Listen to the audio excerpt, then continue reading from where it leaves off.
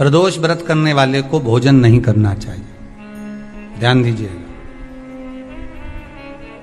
फलाहार करो, उसमें भी नमक का सेवन मत करो।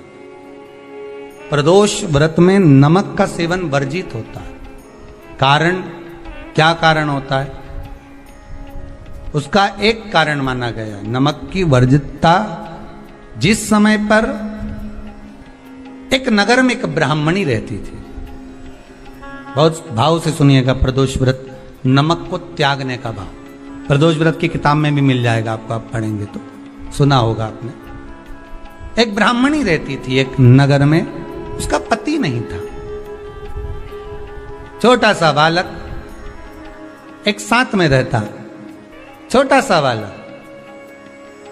अब ब्राह्मण के घर की धर्म पत्नी है, ब्राह्मण कर्मकांड करने वाला, पूजन करने वाला, पाठ करने वाला, अनुष्ठान करने वाला, पूजन करने वाला, मंत्र जाप करने वाला, भगवत भक्ति में डूबने वाला।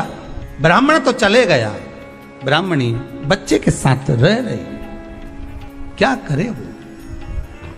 अकेली निवास कर रही है, अकेली रह रही है। और ब्राह्मणी बच्चे के साथ भ्रमण करती रहती, घूमती, कहीं कहीं दर दर जाकर कुछ भिक्षा को मांग कर लेकर आ जाती। और भिक्षा लाने के बाद में उस भिक्षा को जब लेकर आती तो अपने बच्चे को भी खिलाती और स्वयं भी उसका पान करती। एक दिन ब्राह्मणी भ्रमण करते करते प्रदोष काल के समय पर शिव मंदिर में प्रवेश करी। प्रदोष काल के समय पर, और शंकर मंदिर में जब प्रवेश करा, प्रदोष काल किसको कहते हैं? सूर्य अस्त हो रहा हो, रात्रि प्रवेश कर रही हो, दोनों का जब मिलन हो रहा हो वो प्रदोष काल कहलाता। दोनों का जब मिलन हो रहा, सूर्यास्त हो रहा हो, रात्रि अपना चरण बढ़ाने के लिए आगे बढ़ रही हो, और दोनों का जब मिलन हो रहा है, वो प्रदोष काल है, वो प्रदोष का समय है। ब्राह्मणी मंदिर में प्रवेश कर रही। जब ब्राह्मणी मंदिर में प्रवेश करी, मंदिर के अंदर पहुंची, प्रदोष काल का समय था, प्रदोष का समय चल रहा था। और प्रदोष काल के उस समय में, प्रदोष काल के उस समय में जब ब्राह्मणी ने देखा कि कोई भगवान की भक्ति में लगा हुआ है, भगवान के रस तत्व में डूबा हुआ है। आज ब्राह्मणी के पास में कुछ पदार्थ नहीं है, अपने बच्चे का पेट भरने के लिए कोई सामग्री नहीं है, और कुछ आस लेके वो प्रवेश करी है, कुछ आस लेकर वो अंदर प्रवेश कर जाती है। कोई ऋषि की पत्नी, कोई ब्राह्मण जन की अर्धांगिनी उस प्रदोष के समय पर शंकर का अभिषेक पूजन कर रही थी, भगवान शिव की आराधना कर रही थी, भगवान की भक्ति में डूबी हुई थी। जब भगवान शिव की आराधना में डूबी हुई है, आराधना कर रही है, ये कुछ पाने के लिए चली गई, ये कुछ पाने के लिए गई, और इसके मन में आया कि मैं कुछ, मुझे भोजन का कोई पदार्थ मिल जावे, मुझे कुछ भोजन मिल जावे, और जब मुझे भोजन मिल जाएगा तब मैं जो पाऊंगी अपने बच्चे को भी पाऊंगी। पर जिस मंदिर में वो प्रवेश करी थी, जहां पर नारी पूजन कर रही थी शंकर की प्रदोष काल में, वहां पर पड़ी हुई कुछ वस्तु को इस ब्राह्मणी ने मांग लिया। मेरे बालक को बहुत भूख लगी है, मेरा बच्चा बड़ा भूखा है, इसके भोजन के लिए थोड़ी सी सामग्री दे दीजिए, इसके भोजन के लिए थोड़ा सा कुछ रस तत्व दे दीजिए। उसने उठाया थोड़ा सा पदार्थ, कुछ जो उसके पास में था वो दिया। जब दिया तो देने के बाद जब उसे प्राप्त हुआ, और होने के बाद में जब वो मिल गया उसको, तो उसने उस समय पर उस पदार्थ को जैसे ही मुख में लिया, लेते ही कहा, इसमें तो स्वाद नहीं है, इसमें स्वाद नहीं है। उस ब्राह्मणी ने बड़ा सुंदर एक संवाद कहा। घर का जो बड़ा होता है ना, घर का जो बड़े होता है, घर का बुजुर्ग जो होता है, घर का जो प्रथम स्थल प्राप्त करने वाला, मेन कुर्सी पर, अच्छी जगह पर जो बैठने वाला होता है ना, ब्राह्मणी कहती है वो कभी किसी वस्तु में ऐब नहीं देखता, मिनक नहीं निकालता। समाज के अन्नकूट होते हैं, समाज के जब अन्नकूट होते हैं महाराज, समाज के जब अन्नकूट होते हैं, बड़ी बड़ी समाजों में जब कार्तिक महीने में अन्नकूट महोत्सव होते हैं, बहुत सारा प्रसाद बनता है। जो बुजुर्ग होते हैं ना, बड़े समझदार लोग होते हैं ना, तो अन्नकूट की जब प्रसाद खाने बैठते हैं ना, उसमें नमक नहीं भी होता ना तो नहीं बोलते कि इसमें नमक नहीं है। पर जो हमने डोनेशन दिया है, जब तुम आए थे समाज वाले तो हमने 1000 का लिफाफा दिया, 500 का लिफाफा दिया, 2000 का लिफाफा दिया और भोजन ऐसा बनवाया। एक व्यक्ति वो जो खाकर चुपचाप चले गया और एक व्यक्ति वो जिसने प्रसाद पर उंगली उठाई। इन दोनों को अन्नकूट की तारीख पे इनका नाम लिख लो और अगला अन्नकूट आए तब दोनों की दशा देखना। एक जो चुपचाप खाकर चले गया, भगवान के प्रसाद को प्रसाद मानकर, प्रभु का दर्शन मानकर लेकर चले गया, वो उन्नति की सीढ़ी पर चढ़ता चले गया। और जो मिनक निकालता रहा वो साल भर खटर पटर की जिंदगी जीता रहा। भगवान के प्रसाद में कभी भी ध्यान रखिएगा, भगवान के प्रसाद के अंतर्गत स्वाद की कोई मूलता नहीं होती। भगवान का प्रसाद स्वयं स्वाद है। भगवान के प्रसाद में नमक नहीं देखना, मिर्ची नहीं देखना, भगवान के प्रसाद में शक्कर नहीं देखना, भगवान के प्रसाद में कुछ ये नहीं देखना कि कितना माल डला, कितना घी, कितना बादाम, कितना काजू, कितना इलायची डला। हाँ, यहां तक शास्त्र कहता है कि भगवान का प्रसाद अगर बन रहा है तो उसकी सुगंध भी नहीं ली जाती है महाराज। यहां तक शास्त्र कहता है।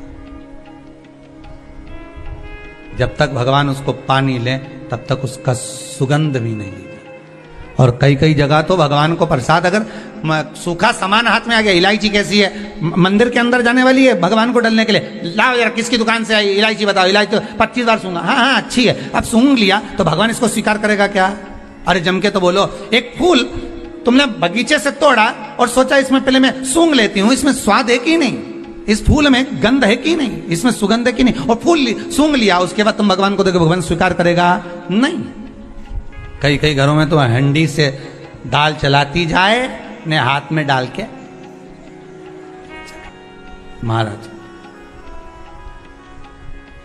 ब्राह्मणी ने जैसी मुख में लिया थूक दिया। ये श्रेष्ठ नहीं है।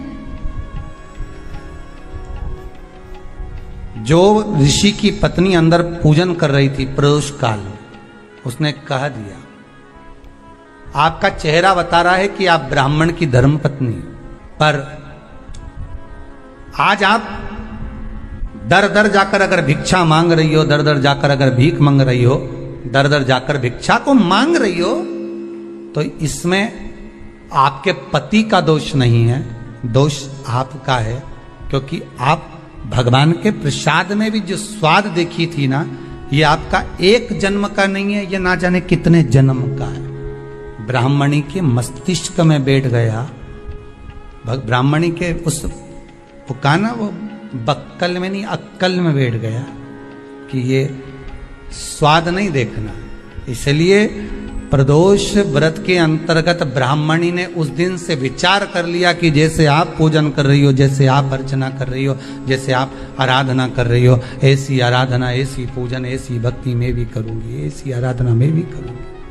अब मैं स्वाद नहीं देखूंगी। तो प्रदोष व्रत करने वाले को ध्यान रखना चाहिए कि नमक का सेवन ना करे, भोजन ना करे, फलाहार करिए, फल का आहार करिए, प्रयास करिए। और यदि आपने व्रत का ले लिया भोजन का कि हम तो एक टाइम फलाहार करेंगे, एक टाइम भोजन करेंगे, ऐसा भी कई लोग प्रदोष ले लेते हैं, तो वो बात आपकी है, आप तक रखो, ठीक है, अपने मन तक। ठीक है, बाबा आपकी मनोकामना पूर्ण करे, वो भी भाव। अरे भगवान को धन्यवाद दो कभी कभी कि तूने अच्छे घर में पैदा किया, अच्छा परिवार दिया, अच्छा पति दिया, अच्छी पत्नी दी, अच्छे बच्चे दिए, अच्छा कुटुंब दिया, घर दिया, दुकान दी, जमीन जायदाद दी, शरीर अच्छा दिया, हाथ पैर आंख नाक मुंह सब बढ़िया दिया, एक के भी निपटा के नहीं भेजा तूने। मान लो एक आध निपटा के भेज देता तो क्या झगड़ा करने ऊपर जाते? एक ही कान देता और एक गायब कर देता तो यहां से चिपका देता, क्या कर लेते? हाथ एक देता और एक गायब कर देता। तो क्या झगड़ा करने जाते ऊपर कि मुझे ऐसा शरीर दिया? नहीं, भगवान को धन्यवाद देना कि मुझे अच्छे घर में पैदा करा, कटोरा लेके वहां चौराहे पे नहीं बिठाया। तूने अच्छा घर दिया, 2 समय की रोटी दे रहा है, खूब जोरदार शरीर दिया, भजन करने का मुहूर्त दिया, और बचा कुचा था तो ये सियोर वाला महाराज दे दिया, कथा सुनाने वाला।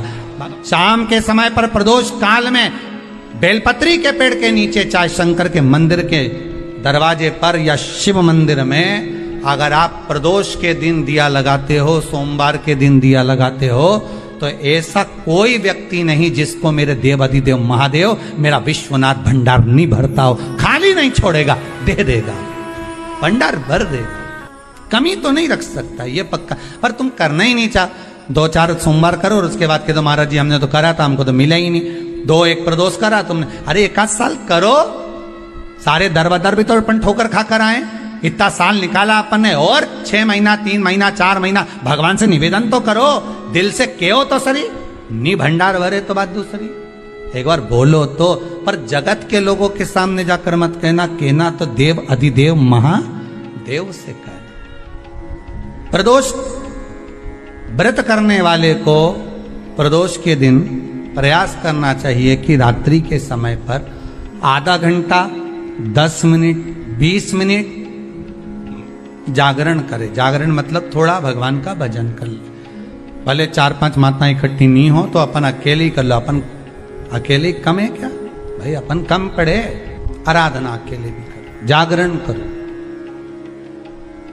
जब आपकी 11 प्रदोष हो जाए, 26 प्रदोष हो जाए, तब उद्यापन करो। उद्यापन 2 ब्राह्मणों को जोड़े से बुलाओ, ब्राह्मणों को जोड़े से बुलाकर उनके चरणों की पूजन कर कर, आराधना कर कर, सुंदर मंडप तैयार कर कर भगवान का, उसमें सुंदर रंगोली डालकर, मंडल बनवाकर पूजन करो शंकर भगवान की प्रदोष का।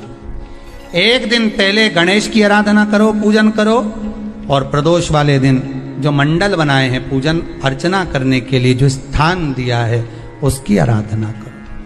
खीर की आहुतियां दीजिए 108 बार, जो ब्राह्मण आए उनके माध्यम से मंत्रों द्वारा पूजन कराकर खीर की आहुतियां दीजिए शिव नाम महाराज।